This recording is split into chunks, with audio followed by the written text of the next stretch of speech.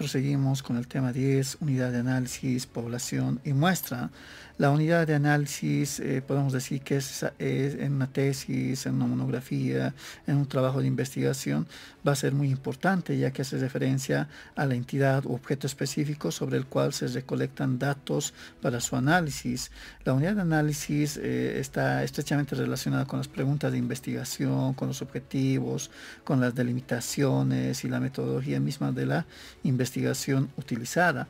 Por eso decimos que la unidad de análisis es esa parte de la realidad que se pretende investigar, que se pretende observar, es el corazón mismo de nuestro estudio.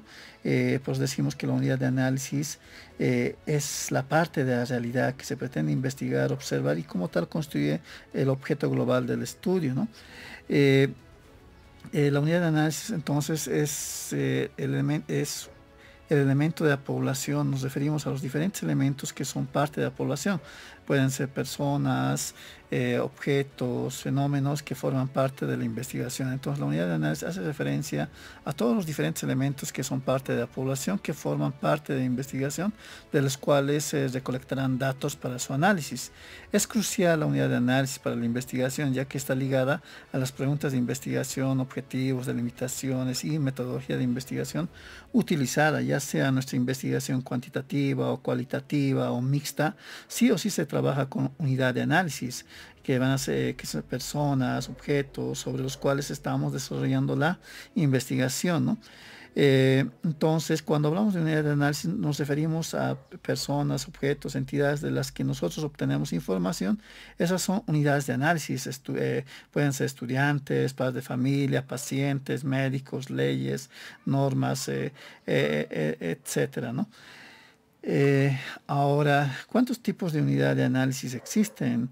La unidad de análisis, como dijimos, pueden ser individuos, individual, pueden ser grupales, organizacional u objetos inanimados. Cuando decimos que la unidad de análisis son individuos o es individual, hacemos referencia a personas cuyas características y actitudes se miden. Por ejemplo, canales de YouTube vistos por niños. Aquí la unidad de análisis individual son personas cuyas características y actitudes se miden, como el ejemplo que dábamos, ¿no? ¿Qué canales de YouTube son más vistos por los niños? Estamos estudiando a personas. Ahora, cuando la unidad de análisis es grupal, hay aquí una interacción entre dos o más individuos, ¿no? Se estudian los grupos sociales, familias, equipos de trabajo, etcétera, ¿no? Ahora, cuando la unidad de análisis es organizacional, hacemos referencia que se está estudiando estructuras formales como empresas, instituciones, organismos no gubernamentales, ONGs, etcétera, ¿no? Cuando la unidad de análisis, cuando nuestro objeto de estudio son objetos inanimados, ejemplo, páginas web, productos específicos, documentos, leyes, objetos físicos o elementos abstractos, etcétera, esos ya son objetos inanimados. Entonces, nuestra unidad de análisis puede ser individual, grupal, organizacional o objetos inanimados, ¿no? Ahora, el siguiente. El universo de la investigación, hacemos referencia a la población. La población representa el conjunto grande de individuos o elementos o cosas que deseamos estudiar. Generalmente suelen ser inaccesibles. Es, en definitiva, un colectivo homogéneo que reúne unas características determinadas. La población tiene como símbolo la N en mayúscula, ¿no?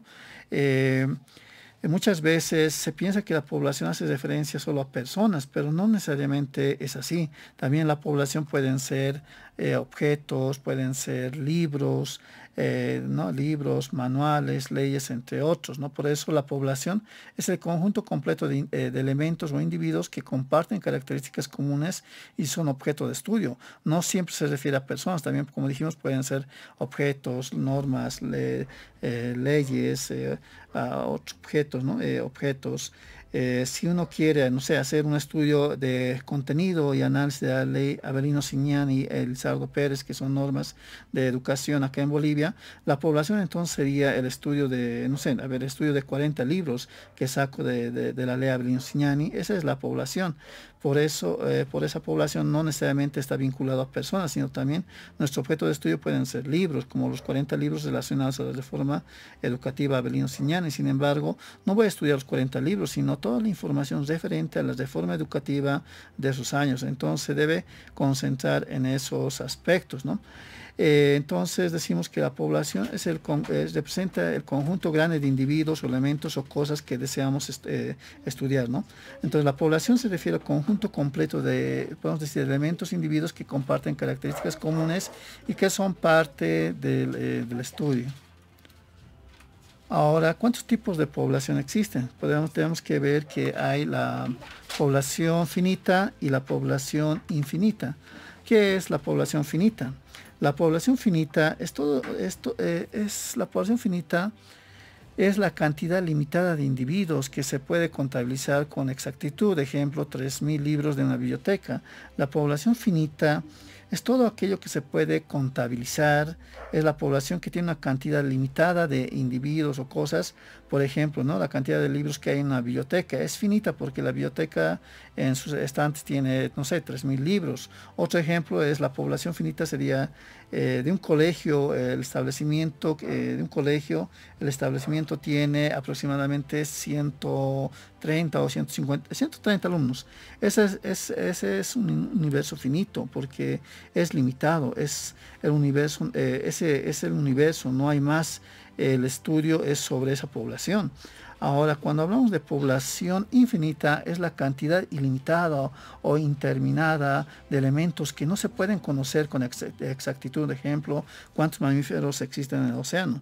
Al hablar de población infinita, es aquella población que tiene una cantidad ilimitada de elementos o que posee un número indeterminado de individuos que no se puede conocer con exactitud. Ejemplo, cuántos mamíferos existen en el océano, o querer determinar cuántos niños, adolescentes o niños viven en las calles de Bolivia. Eso no se puede saber con exactitud, ¿no?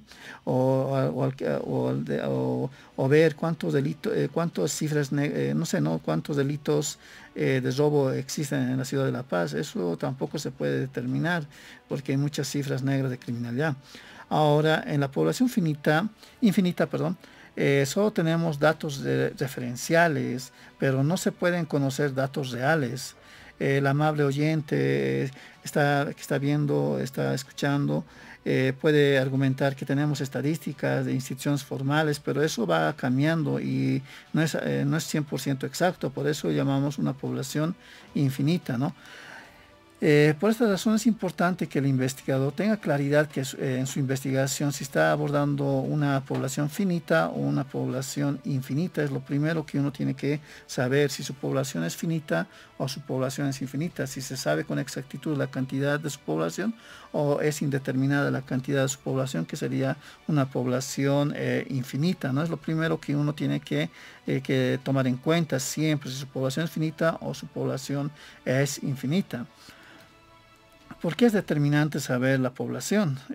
Porque a través de la población sacamos nuestra muestra. ¿Y qué va a ser la muestra? La muestra, su representación gráfica es una n minúscula. La muestra sería el subconjunto de la población accesible, limitado, sobre el cual se realizan mediciones para obtener conclusiones generales de la población. La muestra entonces es un conjunto menor de individuos o elementos o cosas, por eso decimos es un subconjunto de la población accesible y limitado sobre el cual vamos a realizar las mediciones, ¿no? O el experimento con la idea de obtener conclusiones generales de la población misma, ¿no? Y su representación gráfica, su representación es la n en minúscula. Es el investigador quien va a definir el diseño metodológico, es decir, el cómo se va a investigar, a quiénes se va a investigar o cómo se va a abordar la investigación. Entonces podría focalizar, delimitar la investigación mediante la muestra. Por esta razón se selecciona una muestra cuando la población de estudio es muy grande. Ejemplo, acá seleccionamos una muestra porque nuestra población es muy grande. Ejemplo, los estudiantes de la Universidad Mayor de San Andrés pueden ser aproximadamente, digamos, es 60.000 estudiantes. estudiantes. Entonces es demasiado grande, no se puede aplicar cuestionarios o encuestas a todos. Eso es imposible, por esa razón se tiene que generar una muestra, ¿no? Y así podemos tomar otros ejemplos, como otras universidades como la Gabriel René Moreno, que también tiene una gran cantidad de estudiantes. Creo que es la más grande universidad acá en Bolivia, que por lo menos debe estar con 100.000 estudiantes o más, ¿no? Entonces son poblaciones grandes, entonces es más factible aplicar un instrumento, ¿no? Un instrumento para recolectar la información. Entonces, a través de la muestra se obtienen conclusiones, como por ejemplo la muestra de sangre. El ejemplo que ponemos de la muestra es como la muestra de sangre. Basta con una gota para determinar cuál es el problema del paciente. No se requiere extraer toda la sangre. A través de la muestra se obtienen conclusiones, como el ejemplo que damos, ¿no? Cuando vamos al laboratorio, cuando estamos mal o cuando tenemos alguna dolencia, una enfermedad, nos sacan una muestra en el laboratorio, de sangre, ¿no? Y nos sacan la muestra de sangre. Basta con una gota, para una o dos gotas, para determinar cuál es el problema que tiene el paciente, el enfermo. No se requiere extraer toda la sangre para identificar cuál es el problema. En otras palabras, ya con esa gota de sangre ya es representativa. Revisando esa gota de sangre ya se puede saber, ya se puede sacar conclusiones, saber sobre la totalidad, ¿no? de la sangre. No es necesario, ¿no? Sacar toda la sangre. Entonces, es igual que el ejemplo de la muestra de sangre, ¿no? Con eso ya se puede saber de qué trata el problema, ¿no? Entonces decimos que la muestra es el conjunto menor de individuos o elementos, cosas, es un conjunto de la población sobre la cual vamos a realizar las mediciones, ¿no? Ahora, ¿qué pasa cuando nuestra población es pequeña? Muchas veces hay instituciones, nuestra población puede ser pequeña, instituciones o personas que son son peritos en la materia, o personas que son las únicas son muy pocas, entre 10, 30 sujetos. Generalmente la muestra tiene que ser 30 o 50, pero cuando la muestra es menor de 30, ahí ya es una muestra censal. Tenemos que tomar a todos de la población. Cuando nuestra población es menor a 30, por ejemplo, 10, 15, 20, tendríamos que tomar a todos de la población, ¿no? El tamaño de la muestra depende del estudio de los estadísticos. Sugieren al menos 30 unidades de análisis. Por eso decimos que mínimamente la muestra tendría que ser 30 o 50, pero ¿qué pasa si es menor a 30? En ese caso tenemos que tomar a todos de la población en la muestra, ¿no? Se conoce como muestra censal, ¿no? Y en ciencias sociales hay que tener mucho cuidado cuando uno saca la muestra, porque se obtendrán las conclusiones y los resultados que permitirán generalizar toda la realidad de la población con la cual se está trabajando. Hay que tener cuidado porque el resultado de la muestra no será solo de esa muestra, sino que los resultados se generalizan a toda la población. Por esta razón hay que tener mucho cuidado, ya que si la muestra está mal elaborada o mal hecha, podría generar conclusiones erróneas sobre la totalidad de nuestra población, ¿no? Entonces decimos que es bueno trabajar con un estadígrafo para saber quién o quiénes van a ser parte de la muestra. En los cursos o talleres de preparación, elaboración de tesis, monografías, artículos científicos, por lo general, no hay un curso de estadística donde te expliquen qué es la estadística descriptiva para sacar promedios, o mejor aún si te explicaran la estadística diferenciaria, que nos ayuda a trabajar con muestras porque permiten analizar las diferencias entre ciertas muestras y sacar conclusiones. No hay generalmente en los cursos, talleres de preparación, tesis, monografías, por lo general no hay este tipo de cursos de estadísticas. Por esta razón se cree que es bueno, que yo considero que es bueno trabajar con una persona entendida en la estadística, ¿no? Que se conocen como estadígrafos, para el apoyo de nuestra investigación, ¿no? Ahora tenemos que hacernos las siguientes preguntas.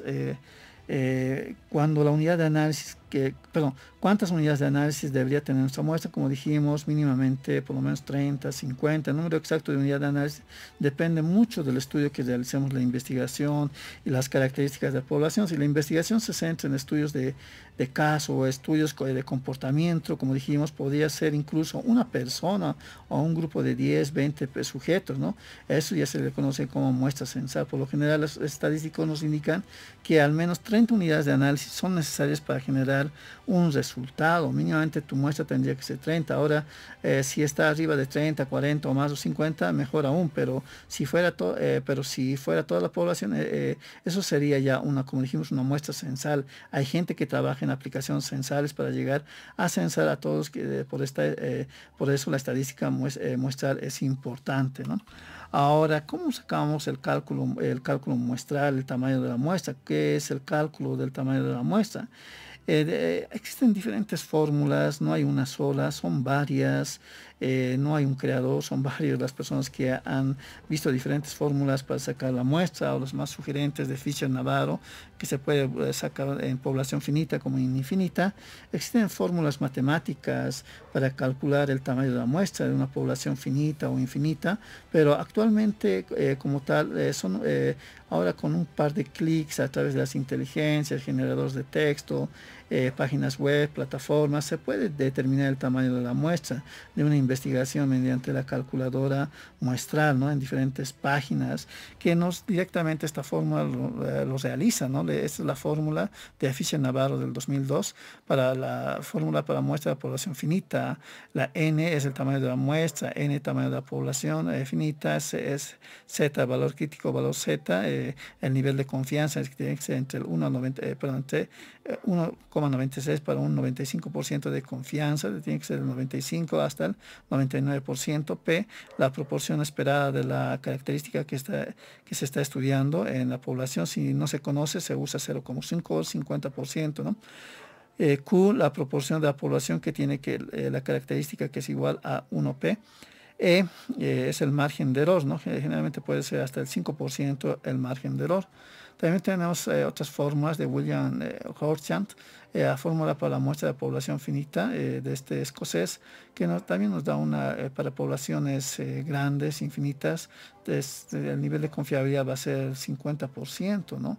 El margen de error puede ser, como dijimos, del 1 al 5%, el nivel de confianza del 90 hasta el 99%, algunos sugieren del 95 al 99%, pero puede ser hasta el 90%, que su valor es Z, ¿no? Esto ya, bueno, como dijimos, son fórmulas matemáticas, que estas son las fórmulas que uno tenía que desarrollarla, desglosarla, si su población es finita o su población es infinita.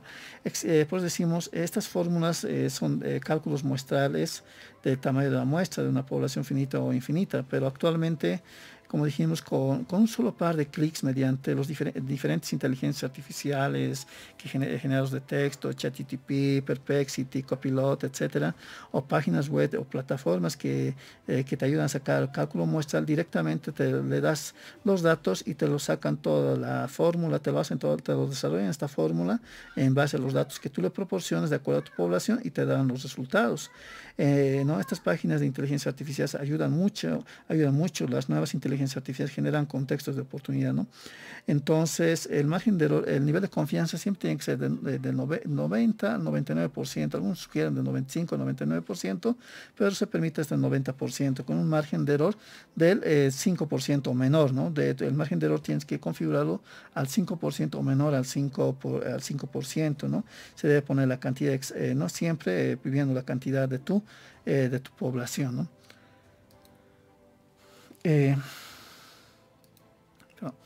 Ahora tenemos ¿no? las páginas o plataformas virtuales que directamente no le pones el margen de error, que tiene que ser el 5%, 99%, tu población es 1000, el nivel de confiabilidad que quieres es 99%, y te lo sacan, ¿no? El margen de error automático 5%, nivel de confianza el 90%, la población es 1000 y tu muestra tendría que ser 213, ¿no? Y directamente te lo desarrolla la fórmula y te dice si tu población es 1000, tu muestra tiene que ser 213, ¿no? Ese se llama el cálculo automatizado, el cálculo muestral de las plataformas que existen. También puedes utilizar herramientas de IA, diferentes generadores de texto que existen y calculadores en línea que facilitan la determinación del tamaño de la muestra con un nivel de confianza del 90 al 99%, con un margen de error del 5% o menor, ¿no? Directamente le proporcionas los datos de tu población es 1000 y te sale, ¿no? 213, ¿no? También hay diferentes páginas, diferentes cálculos muestrales que te lo sacan la muestra, ¿no? De nivel de confianza del 90%, tu tamaño de población 1000, tu margen de error 5% y te dice la muestra 213, ¿no? Esto también lo puedes hacer, como dijimos, en diferentes generadores de texto, de IA, ChatGPT, Perplexity, Copilot, entre otros, que también te lo desarrolla esta fórmula, ¿no? Te lo desarrolla y te dice, si tu población, le dices un from, ¿no? Le dices alguna pregunta, quiero que me lo saques, mi población es 1000, ¿cuál sería mi muestra? Con un nivel de confiabilidad del 90%, con un margen de error del 5%, etcétera, y te lo saca la muestra directamente, ¿no? Las inteligencias artificiales ayudan mucho, por eso decimos que ¿no? Las inteligencias, los nuevos, ¿no? Las IAs, los nuevos programas generan contextos de oportunidad, permiten y ayudan simplifican muchas veces el poder hacer el cálculo, pero es bueno aprender cómo se hace el cálculo, pero ahora con un clic ya se puede sacar directamente la muestra, ¿no? Ahora veremos los tipos de muestra. ¿Cuáles son los tipos de muestra que tenemos? Tenemos que ver si nuestra muestra es probabilística o nuestra muestra es no probabilística.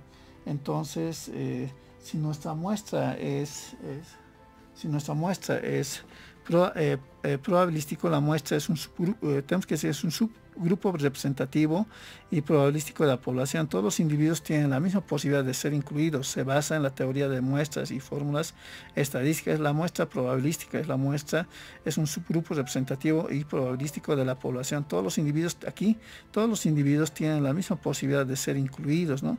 Y en la muestra no probabilística, no necesariamente es representativo del universo, de la población, es dirigida o por conveniencia, es el investigador quien define quiénes o cuántos serán parte de la muestra, ¿no? Acá se puede hacer al azar, a cualquiera puede ser parte de la población, puede ser parte de nuestra muestra, él o ellos, y en la muestra no probabilística el investigador define de acuerdo a la conveniencia, define quiénes serán parte de la muestra y justifica su elección, es decir, el investigador va seleccionando quiénes van a ser parte de la muestra, ¿no?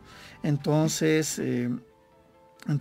en esta muestra probabilística decimos que es el investigador, se utiliza mucho, ¿no? En investigaciones cuantitativas la muestra probabilística, es aquella muestra en la que se selecciona a los individuos al azar o mediante sorteo. En el probabilístico cualquiera de los elementos o las personas pueden ser parte de nuestra muestra. Existen distintos tipos de muestra probabilística que lo vamos a ver también a continuación, y en la muestra no probabilística es el investigador quien selecciona a los que van a ser integrantes de su muestra, ¿no? Lo vamos a ver enseguida. Tipos de muestra probabilística. Tenemos la muestra aleatoria simple, la muestra por conglomerados, la muestra estratificada y la muestra sistemática.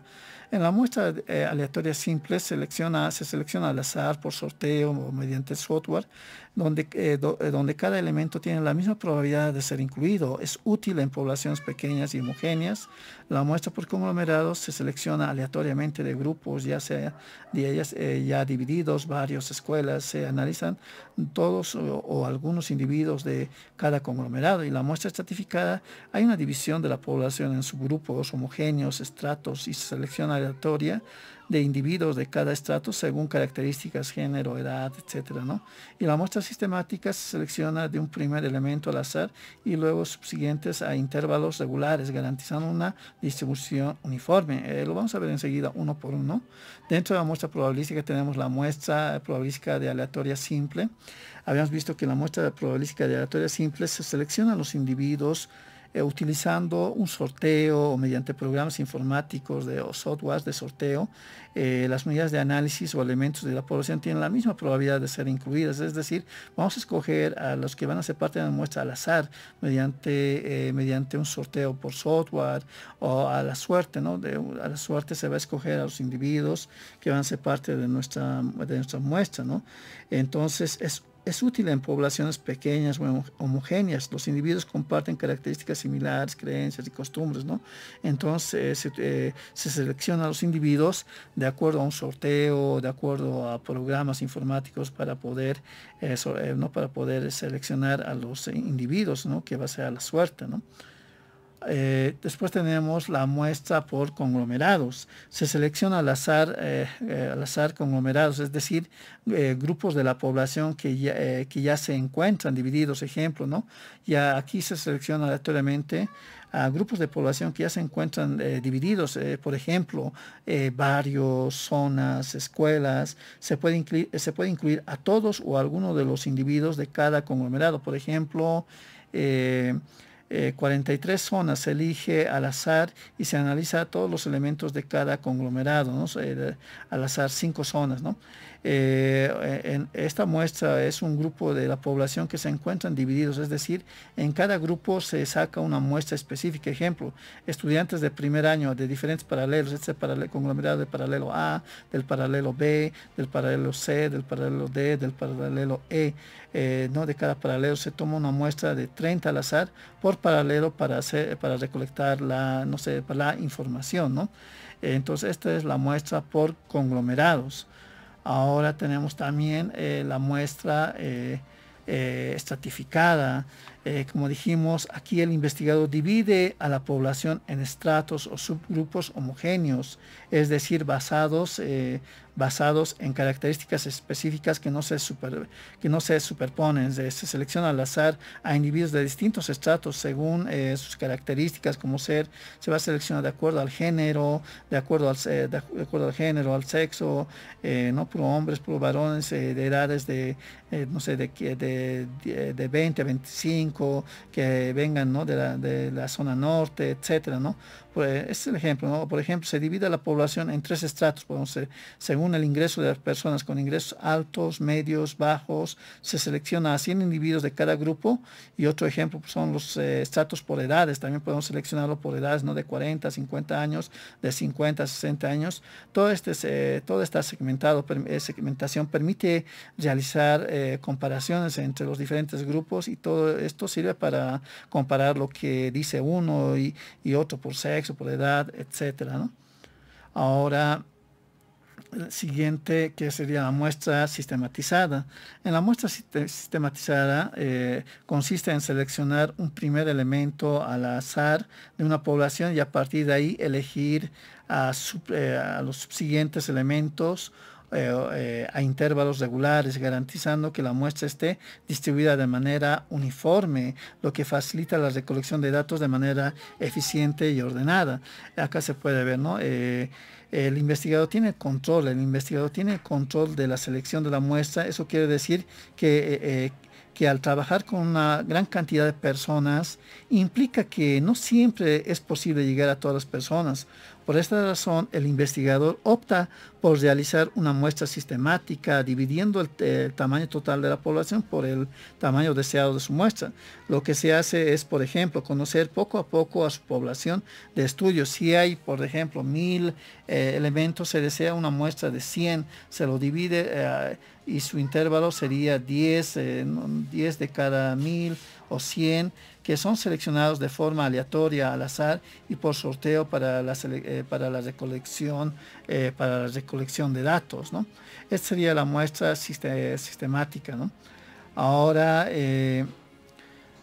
la muestra no probabilística. Habíamos visto que la muestra no probabilística es aquella muestra en la que no se seleccionan los individuos al azar, es decir, ya no es por sorteo o al azar, sino según los distintos, de acuerdo al criterio establecido por el investigador, ¿no? Se seleccionan los elementos más representativos de la población. El muestreo no probabilístico puede ser útil en diversas investigaciones en las que existen limitaciones para acceder al conjunto total de la población. Podemos tener una población X, pero no se puede tomar a todos en la población, o dentro de esa población la muestra. No se puede tomar a todos, tal vez a todos de la muestra, sino a ciertas personas de acuerdo a su capacidad o de acuerdo a la accesibilidad que se tiene.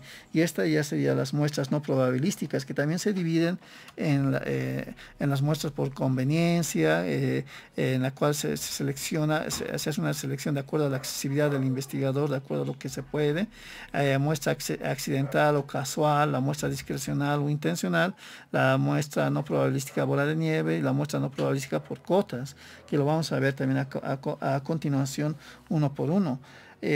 La muestra por conveniencia. Acá en la muestra por conveniencia se seleccionan los individuos según la cercanía o accesibilidad, de acuerdo al investigador. Si población es, no sé, es 50, pero no, la muestra le sale de esos 50 unos 30, pero no puede tomar todos a todos los 30 y tiene que hacer esto una muestra por conveniencia según la accesibilidad que tenga. Ejemplo, un grupo de investigadores selecciona a los médicos de 2 hospitales que están cerca del centro del centro de investigación, ¿no? No se seleccionan los individuos al azar, sino por conveniencia, dijimos, ¿no? Una variable es la cercanía o la posición geográfica, porque le sale más fácil acceder a ese lugar por la cercanía o porción geográfica que hace favorable el estudio para poder llegar a los objetivos de la investigación. Por ejemplo, un grupo de investigadores selecciona solo a los médicos de 2 hospitales que están cerca de su centro de investigación, cerca de la universidad. Podemos dar otro ejemplo. Supongamos que el investigador escoge y trabaja con escuelas de su zona. Puede ser que el tribunal examine cuestión y le pregunte ¿por qué no ha escogido a otras escuelas? Si su población eran todas las escuelas de la ciudad de La Paz, ¿por qué no ha escogido a más escuelas? ¿Por qué su muestra le salía a más escuelas, etcétera? Pero él dirá, pues porque mi muestra es no probabilístico y es por conveniencia, porque la respuesta será es que es una muestra por conveniencia, ¿no? Simplemente eso, porque le salía, era más accesible llegar a esos lugares de acuerdo a la cercanía por donde vivía, porque el otro lugar era tal vez era inaccesible por el tiempo, por el trabajo, etcétera, ¿no? Esa es la muestra no probabilística por conveniencia.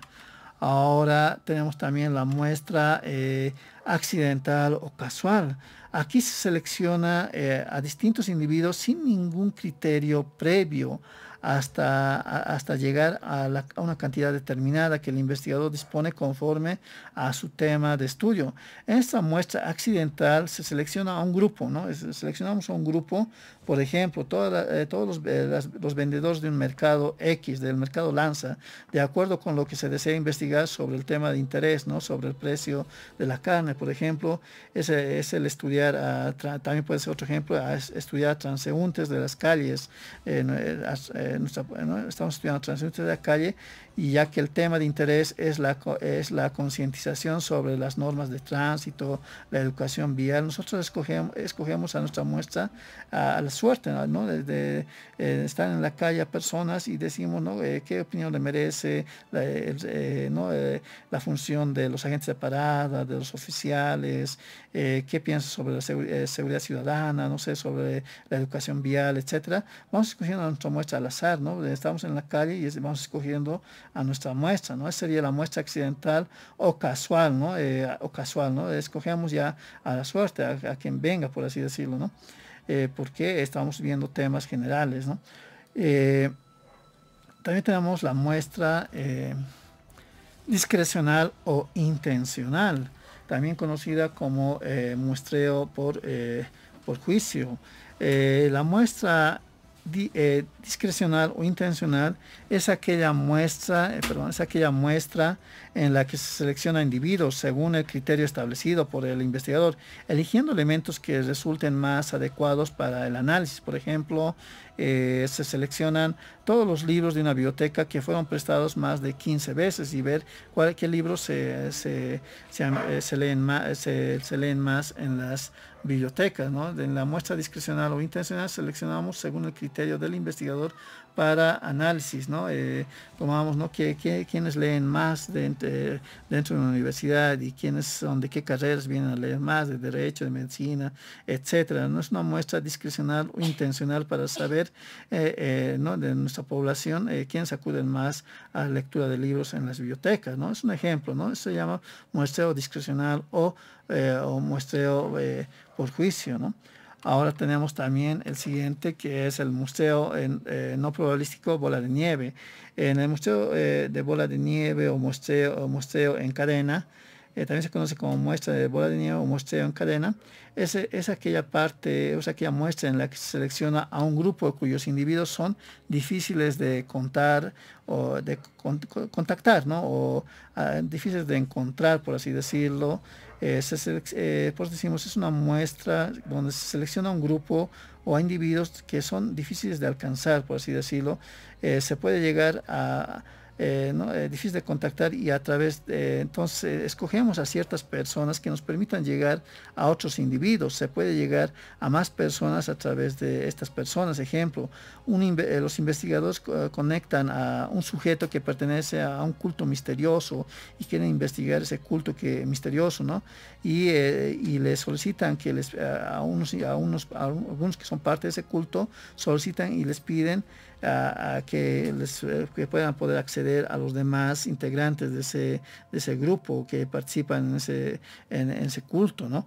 Entonces, a través de unos cuantos podemos llegar a más. En este muestreo se toma como muestra personas que no sabemos dónde están, es decir, se desconoce su ubicación. Por ejemplo, si uno está haciendo un estudio sobre discriminación a personas homosexuales, es necesario ubicarlas a través de otras personas.